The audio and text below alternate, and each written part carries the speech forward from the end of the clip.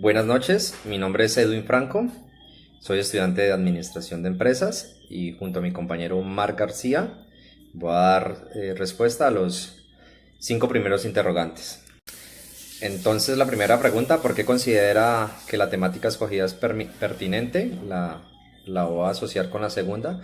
¿Cómo relaciona el tema investigado con la participación política y la democracia en Colombia?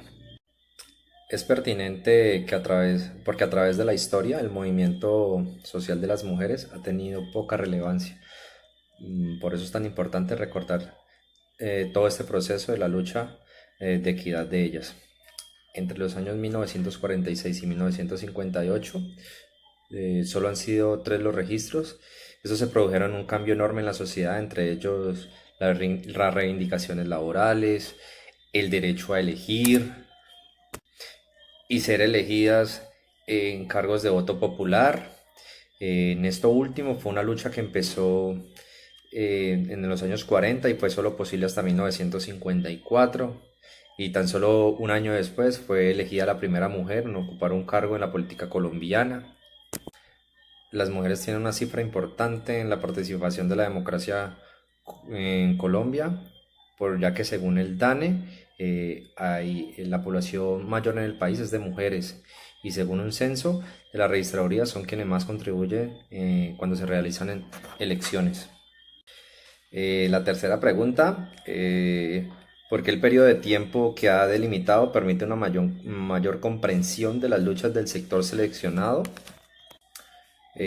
Porque gracias a la reforma constitucional, a partir de 1954, las mujeres en Colombia pudieron ejercer por primera vez su derecho al voto.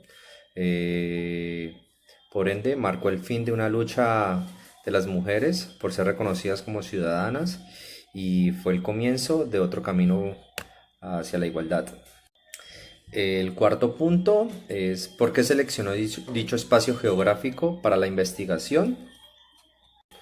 Se escogió la ciudad de Bogotá por ser la capital del país, por ser la ciudad donde se concentran los 3 poderes del poder público, y por tener el mayor número de habitantes. En Bogotá es donde se toman las decisiones más importantes.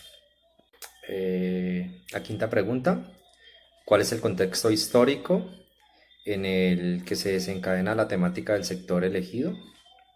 Entonces comienzo hablando de uno de los sucesos más relevantes que fue el sufragio femenino, el 1 de diciembre de 1957, donde fue una época muy importante para el país, ya que ese día se crearon los acuerdos para crear el Frente Nacional, pero también por primera vez las mujeres ingresaron a ejercer su derecho al voto.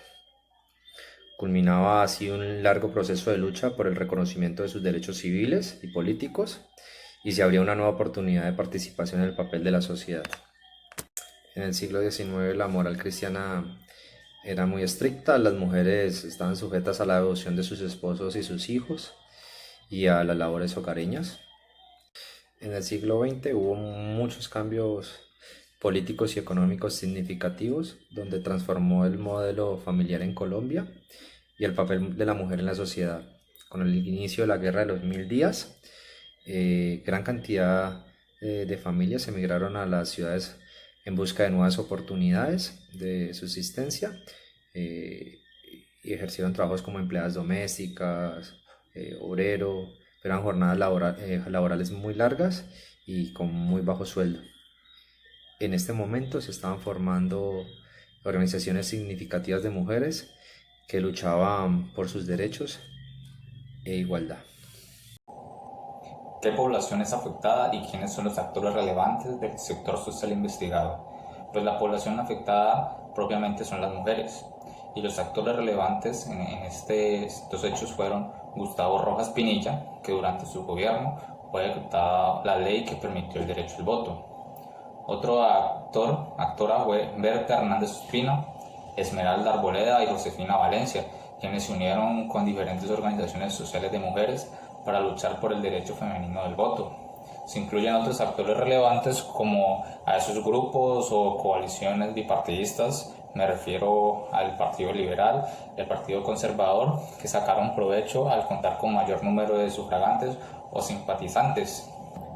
¿Cuáles hechos históricos influyeron en el contexto donde se desarrolló el movimiento o sector social que está documentado? El 1 de diciembre de 1957 estuvo marcado por dos hechos inéditos de aquella época para el país.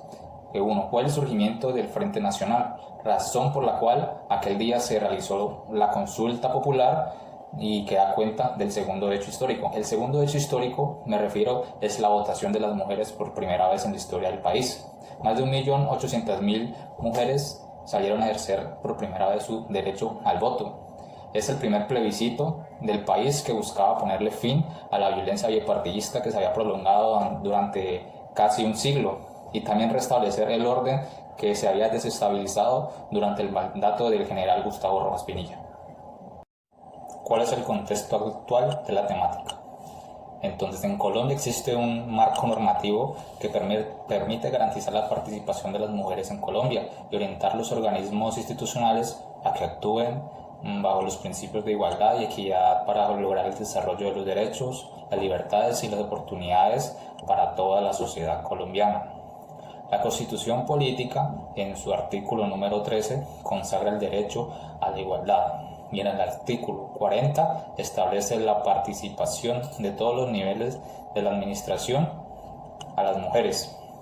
En el año 2000 se expide la Ley 581, llamada la Ley de Cuotas, en la que se estipula la imposición de una cuota del 30% de mujeres en todos los cargos administrativos públicos de decisión.